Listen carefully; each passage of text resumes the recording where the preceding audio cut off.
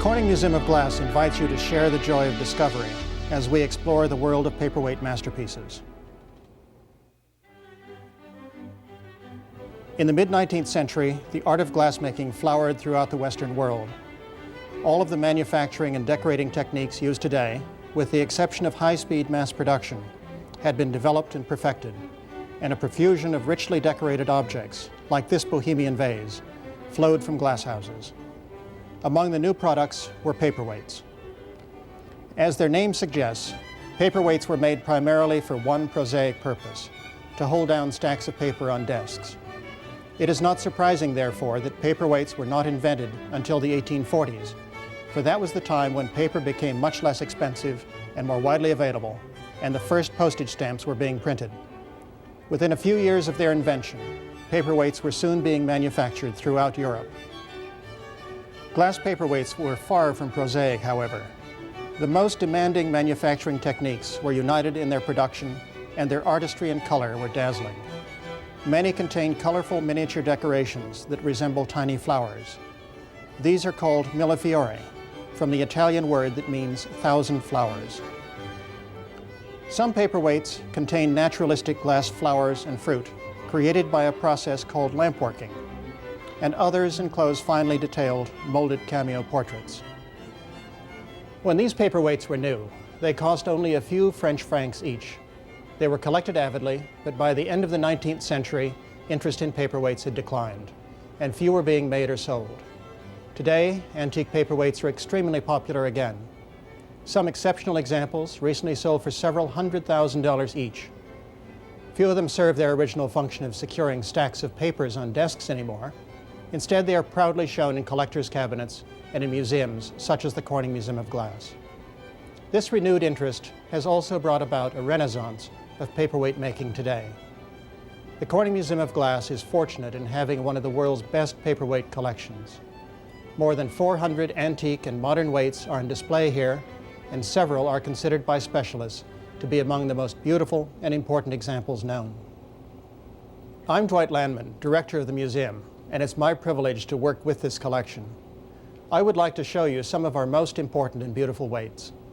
We'll be looking at 19th century French products first, including paperweights from the four most important factories: Baccarat and Saint-Louis in eastern France, and Clichy and Pantin near Paris. We'll also see other pieces of glass in the museum's collection, so that you will understand how some of the techniques used to make paperweights evolved. And thanks to the generosity of 3 paperweight makers and 2 French factories, I will be able to show you how these extraordinary works in glass were made, and how they are being created today. Let's begin our survey with the oldest technique used to decorate paperweights: millefiori. The process of making a millefiori weight begins with the production of a multi-layered glass rod or cane. Here's one way the Baccarat factory produces canes with elaborate flower-like designs. They coat a ribbed gather of colored glass with several more layers.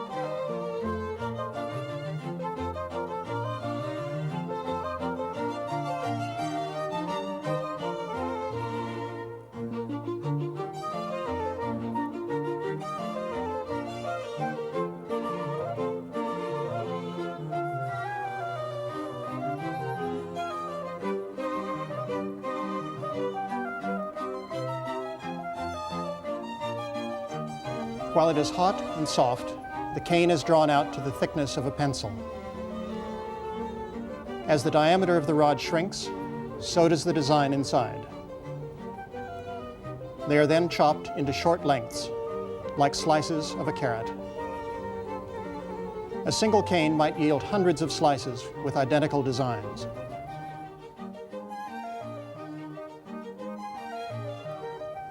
To make millefiori paperweights, Cane slices are arranged in decorative patterns on iron plates, then carefully covered with crystal.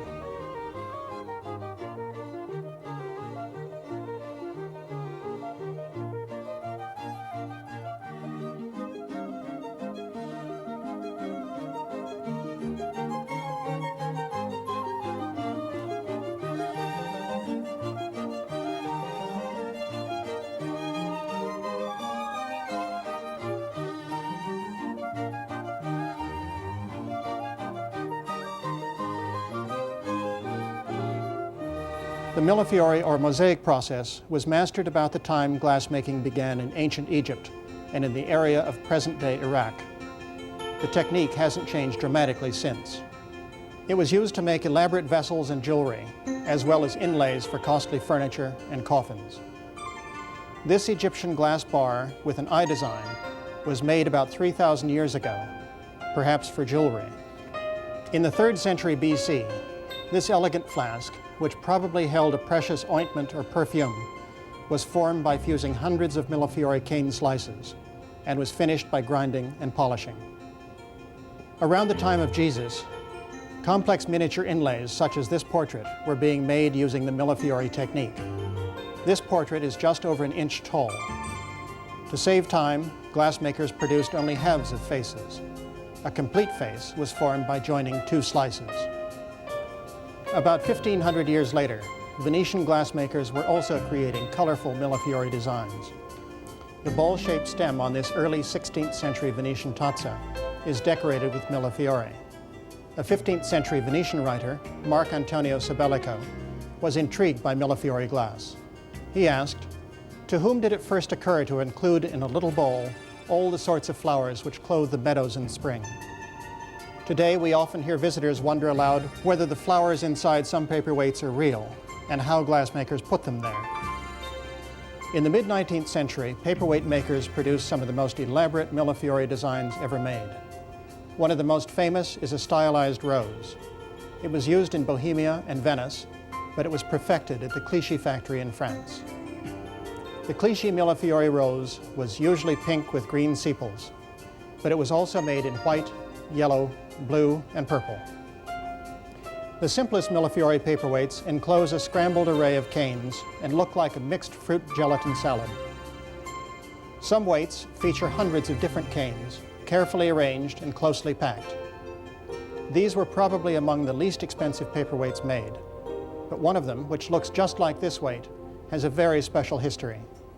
It was made in 1853 for the cornerstone of the new village church in Baccarat, France. On October 7, 1944, Allied bombers destroyed the church because they had been informed that a German aircraft spotter was in the belfry. 7 years later, as the rubble was being cleared away to begin reconstruction of the church, the paperweight was found unscathed in the cornerstone's lead box. For many years, this weight was thought to be unique. Recently, a second example came to light. It had been given to Martin Kaiser, the glassmaker who made the church weight, and it had descended in his family. The Corning Museum of Glass was able to acquire this, the second known 1853 Baccarat paperweight, in 1990. By the way, the charming animal silhouettes in Baccarat's millefiori paperweights are said to have been introduced by a manager at the factory after he saw some paper silhouettes cut by his 8-year-old nephew. Here is another type of millefiori paperweight. It has spaced canes like flowers scattered on a pond. This unusually large weight has an engraved crown on the bottom. It is also inscribed with the monogram VA for Victoria and Albert, the French word for London, Londres, and the date 1851. We believe that this paperweight was shown by the Clichy factory at the First World's Fair in London's Crystal Palace. Queen Victoria and her consort, Prince Albert, were the official sponsors of this great exhibition and may have seen this paperweight when they opened the fair on May 1st, 1851. More elaborate millefiori paperweights feature canes arranged in concentric rings of matching colors and designs, while others have canes arranged against backgrounds of contrasting colors, reminiscent of Persian carpets. Some paperweights show millefiori canes in overlapping loops or graceful patterns that suggest Hawaiian floral lays. Here are a few patterned millefiori paperweights.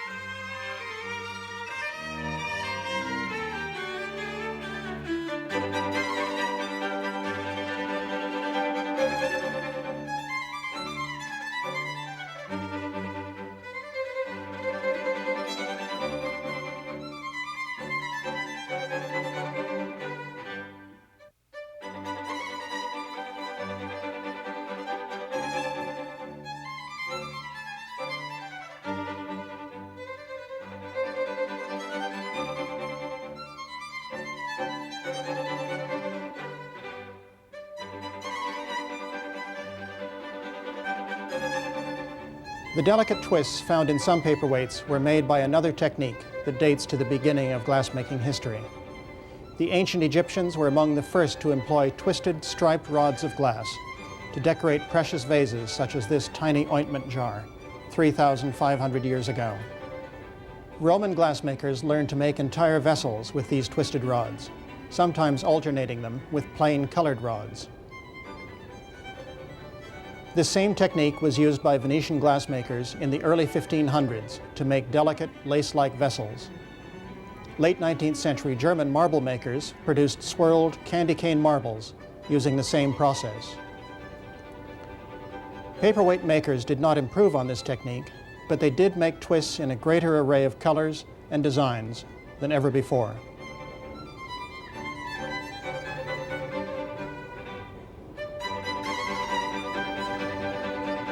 I don't want to give a false impression that European glassmakers in the 19th century were limited to using millefiori only for paperweights. They also used the canes to make elaborate vases, dishes,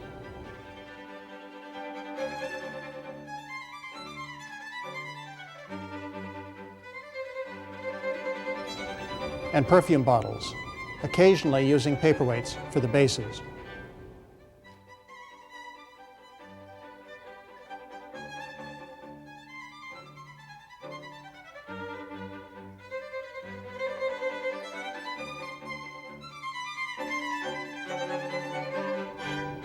Here's something very different from millefiori. The flower is much more realistic. It was made by a process known as lampworking. The technique may have been known to Roman glassmakers, but it was certainly being used to produce glass beads and figurines in Europe by the 15th century. This figure of a beggar is only 2 inches tall. It was made by a lampworker in France in the mid-18th century. Lampworkers melt rods and tubes of colored glass and manipulate the molten material to form miniature figures. Before the 20th century, they used small oil burners, directing compressed air at the flame to focus and intensify its heat. The compressed air was supplied by bellows pumped by the lampworker's foot. Today, lampworkers employ oxygen and natural gas to produce the concentrated flame that melts the glass rods. Let's watch Paul Stankard, one of the world's most gifted paperweight artists, produce a flower and encase it in crystal.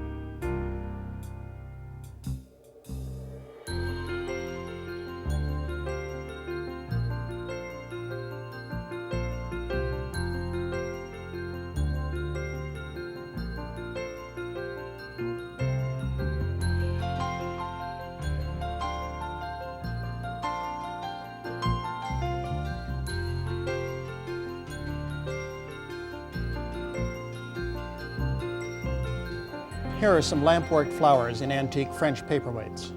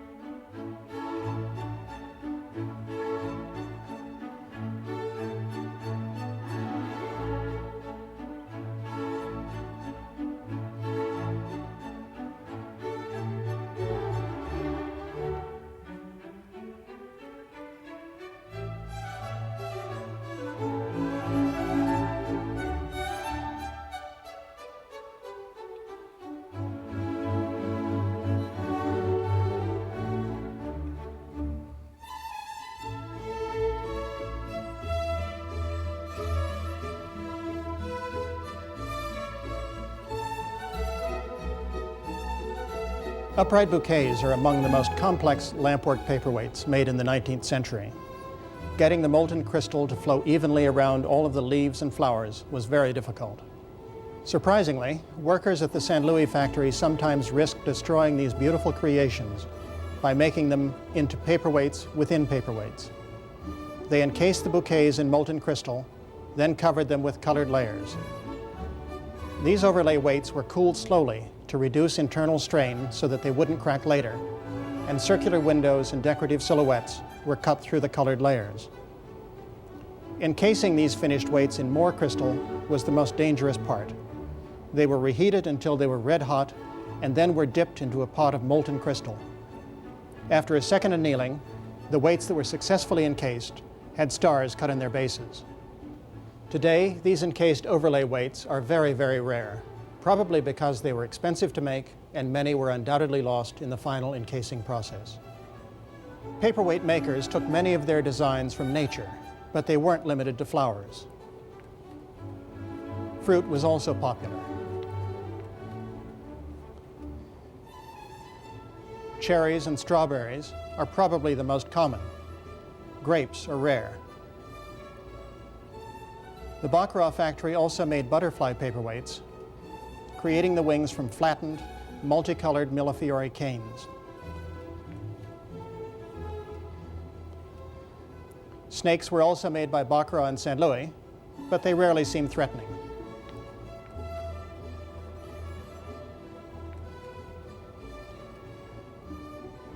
This paperweight has a bird hovering over a white flower that looks like a magnolia.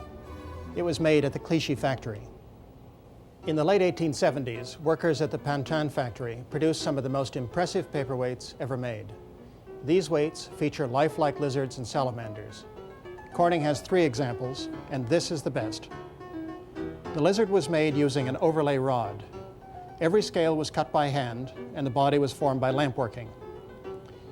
Creating the lizard's body was a great accomplishment, but encasing it in molten crystal without trapping bubbles or breaking or melting the reptile was even more difficult. Note how the tail curls under the head and body. There is not one disfiguring bubble trapped in the crevices. I count the person who made this and the dozen other known lizard and salamander paperweights among the best paperweight makers who ever lived. These lizard paperweights challenge glassmakers today. One American artist, Victor Trabucco, has been particularly fascinated by them. Let's watch while he produces a lizard weight. The body of the lizard is lampworked using dark green glass.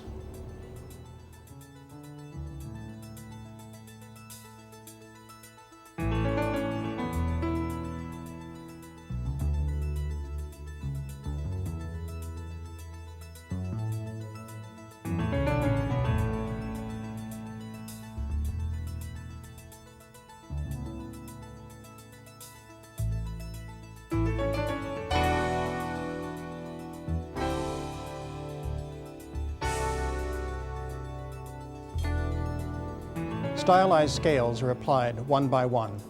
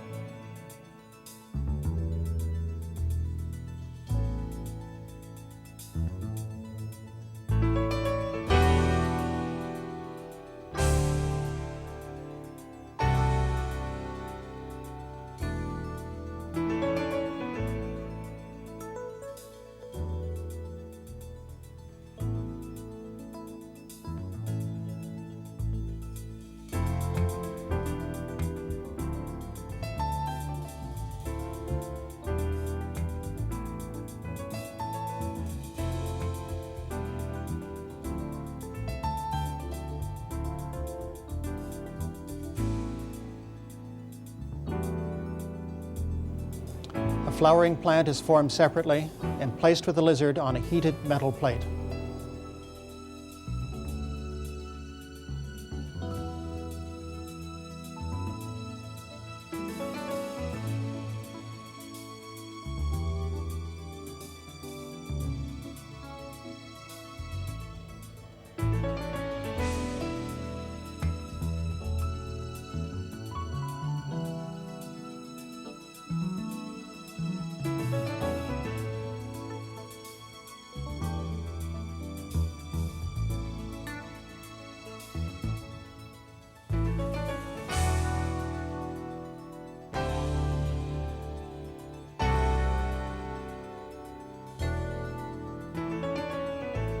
Molten glass is then dropped on top. When the encasement goes perfectly, the molten crystal flows evenly around and underneath the lizard's body without trapping any bubbles. Trabucco's efforts are successful only about half of the time. If one leaf cracks or a bubble forms, the weight is destroyed. Like the craftsman who first made lizard weights at the Pantin factory more than 100 years ago, Victor Trabucco will only accept perfection in these works.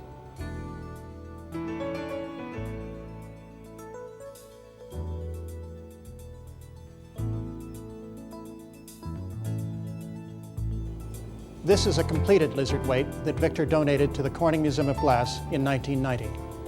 I think it's his masterpiece.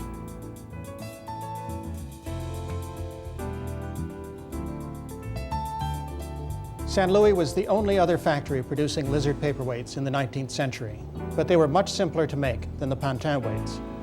The St. Louis examples were blown in hollow molds. This example has a double overlay, green over white, over the colorless glass core. It was cut to reveal the overlays, then gilded. St. Louis also produced realistic blown fruit paperweights. Here is a naturalistic quince. It is hollow and sits on a solid crystal pedestal. Another rare type of blown weight, which originated at the Baccarat factory, encloses tiny lampwork ducks and swans in hollow crystal domes.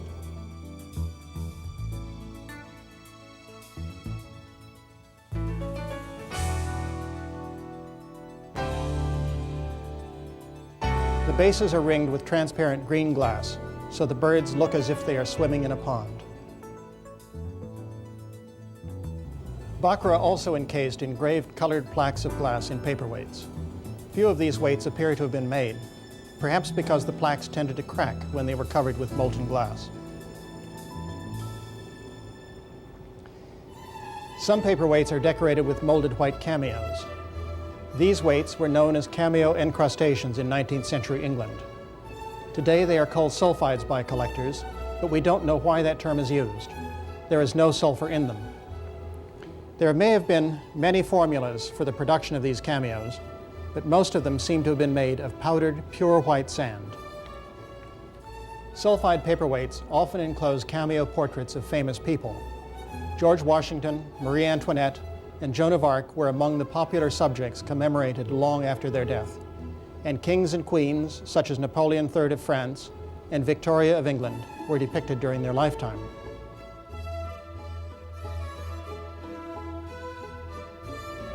Saints were also popular subjects. Here is St. Adelaide. Decorative designs, such as this one of a hunter and his dog, were also favorite subjects of paperweight makers. The St. Louis factory continues to make sulphides today. Let's watch as they prepare a sulphide of de Gaulle.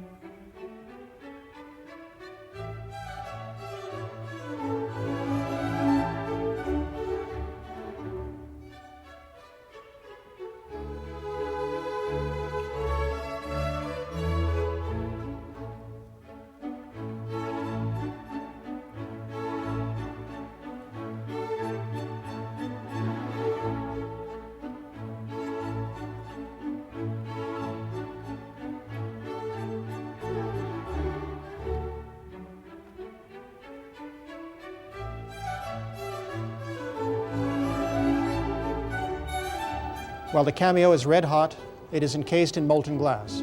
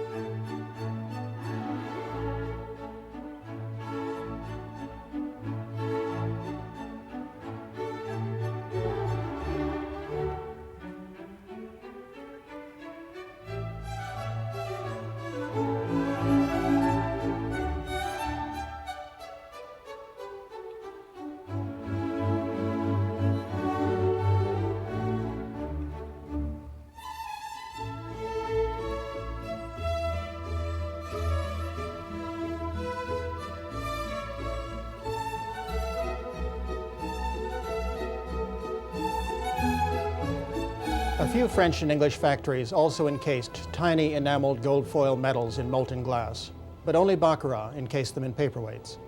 This one contains a miniature medal of the Legion of Honor, the highest military and civil order in France, founded by Napoleon in 1802.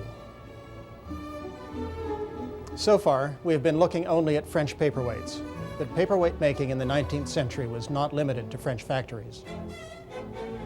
Equally elegant weights were also made in Bohemia, but they are less numerous and show fewer styles than the French examples.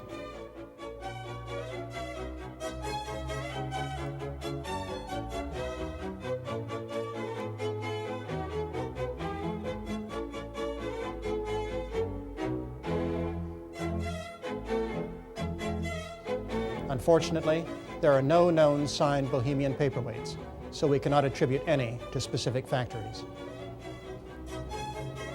Venice was another source of fine millefiori objects, including paperweights, in the middle of the 19th century. Indeed, we think that the first paperweights ever made were produced on the island of Murano, near Venice. Venetian paperweights were generally limited to the millefiori variety. This one was given to Emperor Franz Joseph in 1846, when Venice was part of the Austro-Hungarian Empire. Don't miss the tiny millefiori canes that show a Venetian gondola and the Austrian double-headed imperial eagle with the emperor's monogram on its breast. Russian glassmakers also made paperweights, but none of them is documented to a specific maker either. This impressive plaque contains 13 lampwork flowers and may have been made in one of several glass houses operating around St. Petersburg in the 1870s and 1880s. There are less than a dozen plaques known like it. The Corning Museum's example has an inscription in Russian on the back. 19th century English paperweights are usually millefiori with subtle, conservative color combinations, like this one. Notice how the facets seem to multiply the millefiori canes inside. This English weight is, however, a very different sort of paperweight. The only decoration is on the surface. There are 3 overlays, white on red on white. The layers were carved by hand to make the decorative patterns on the top, sides, and bottom. It was made by Thomas Webb & Sons in the Stourbridge area of England in the 1880s. We don't know of another one. French glassmakers emigrating to the United States in the 1850s brought the techniques of making millefiori, lampworked, and sulphide paperweights with them. Many of their American weights are as large and feature designs just as elaborate as those made in France, but they are recognizably different. These weights have been attributed to the New England Glass Company, the Boston and Sandwich Glass Company, and the Mount Washington Glass Company.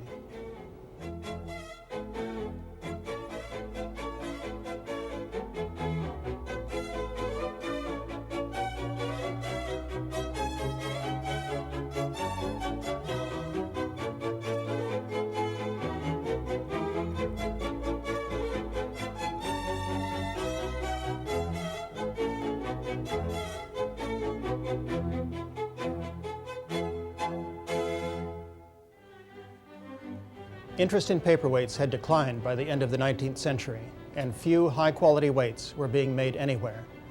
It was about this time, however, that an important new type was invented in southern New Jersey in the early 1900s. Here are some examples. They are attributed to Ralph Barber, who perfected the technique while he was working at the Whittle-Tatum Company in Millville. Many other glassmakers made similar weights, and they are very difficult to attribute today. Making these weights involves using a crimp. The crimp has curved strips of sheet metal attached to a wooden handle. Let's watch as Tony DePalma recreates the process at the glass factory at Wheaton Village.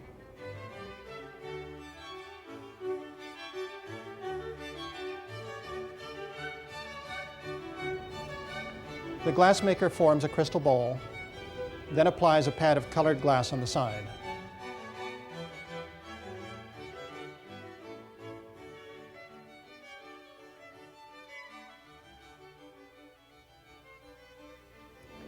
Next, he shoves the crimp into the bowl, pushing the colored glass inside.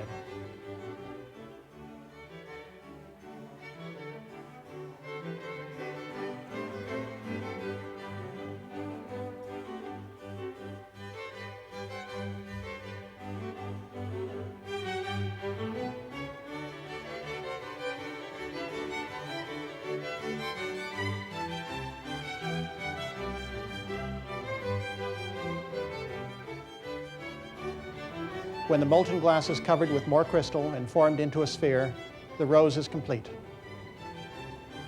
A few paperweights continued to be made by glassmakers in their spare time in the early years of the 20th century, but the great 19th century millefiori and lampwork paperweights were little more than curiosities.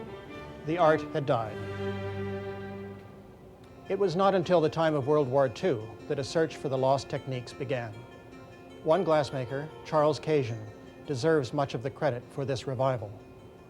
Cajun, trained to produce glass chemical apparatus by lampworking, had seen a few antique paperweights, and he tried to imitate them. His success is demonstrated by these examples. Today, Cajun is world famous for his crimp roses, his millefiori weights with colored overlays, and his paperweights with lampworked floral designs.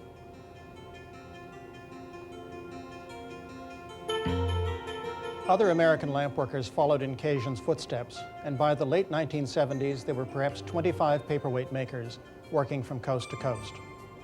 Today, there are probably twice as many paperweight specialists who are producing some of the most elaborate and sophisticated patterns ever designed. The three-dimensionality of many of these works is particularly impressive. Here are a few examples by some of the leading American paperweight makers. Rick Ayotte,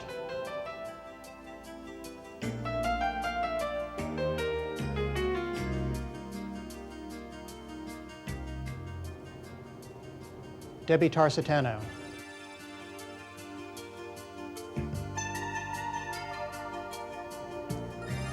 Del Tarsitano,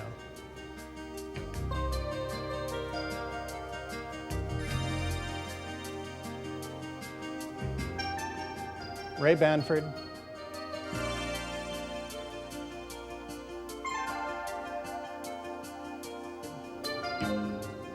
Bob Banford,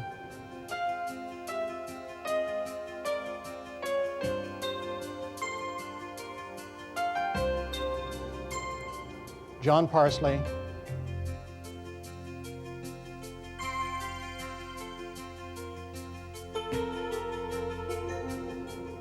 Paul Stankard,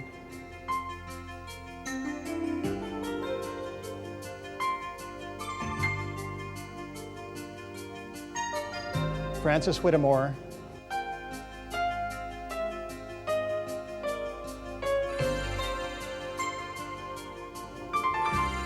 Orient and Flume,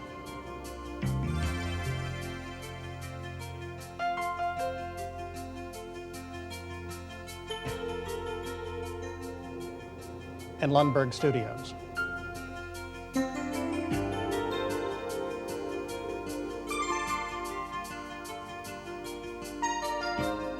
This renaissance is not confined to the United States. Paperweight makers are also working in Europe, where many are associated with factories like Baccarat and St. Louis in France, and Perthshire in Scotland.